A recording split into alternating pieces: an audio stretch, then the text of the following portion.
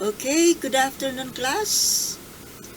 This is Lessons in History with Teacher Hermie. Ito po yung nangyari noong January 3. Today, January 3, taong 1894. Andres Bonifacio issues a general guideline for admitting members into the Katipunan. He decrees, among others, that no gambler, drunkard, or notorious person should be accepted in order that the dignity of the association be preserved. Ang galing, no? So, yung Katipunan pala ay talagang isang disente. Masasabi natin na isang disenteng samahan. Dahil nga naman, kung mayroon tayo mga membro dyan na lasenggo, sugarol, delikado po yun. Pwedeng ipagkanulo ng sugarol, isang sugarol, yung samahan. Dahil sa kaso sugal, di ba? Kaya, masama pong tanggapin sa samahan na yun, yung ganong klaseng tao. Hindi po pwede pagkatiwalaan ng isang sugarol. At sa isang sugarol, kakambal nandyan, lasenggo. O, diba? Practically speaking, hindi naman talaga pwede sa samahang ganyan. Napakadelikado ang isang lasenggo. At itong notorious na tao, ano ba ibig sabihin ng notorious? Yung siraulo, basagulero, walang disiplina, walang alam sa kabutihang asal. Yan, notorious. Kaya napakaganda po pala ng batas ni Gat Andres Bonifacio tungkol sa pagpapanatili ng dignidad ng samahang Katipunan. Ano po? Ito pa po isa pa na nangyari din ng January 3. Araw na to, medyo recent history, 1942. So, January 3, 1942, the Japanese High Command, ito na po yung panahon na nalusob, na-invade na po tayo ng Hapon. So, the Japanese High Command establishes the Japanese military administration in the Philippines for the purpose of supervising the political, economic, and cultural affairs of the country. So, yun.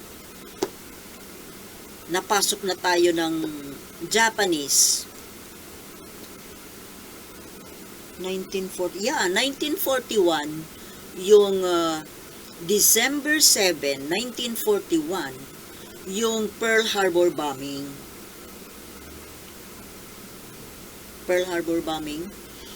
And then, after bombing Pearl Harbor in Hawaii, just a few hours after that, madaling araw yun very early in the morning, right after Pearl Harbor, lumipat po sila ng Pilipinas. Nilusob na nila ang Manila. Maagang maaga, December 8, 1941, nung lusubin na nila ang Pilipinas, ang Manila, na caught unaware po yung mga Pilipino. Si President Quezon noon ay nasa isang, wala siya sa Manila noon nasa isang out of town, mayroon siyang dinaluhan na isang affair. So, wala doon sa Manila, wala sa Malacanang yung Pangulo. And then, yung mga high military officials din, ay wala rin. Walang naka-standby doon sa kampo. At yung mga, kasi maaga 7 o'clock in the morning. Yung iba, tulog pa. Yung mga eroplano, nakahimpil lang, like sitting ducks, doon sa Clark Field, sa mga military bases. Wala pong kaalam-alam yung Pilipinas sa gagawin nung Japan. Yung ginawa nilang paglusob dito sa Pilipinas. Nagulat po ang lahat. Walang kaabog-abog. Biglaan po yung pag-atake. Although nalaman ng mga Pilipino noon na binomba yung Pearl Harbor, akala nila sa Amerika lang mambobomba. Hindi nila sukat akalain na didiretso pala silang Manila, Pilipinas. Dahil nga, nandito po sa Pilipinas yung pinakamalaking military installation ng Amerika outside of the US. Kaya yun ang gusto nilang sirain.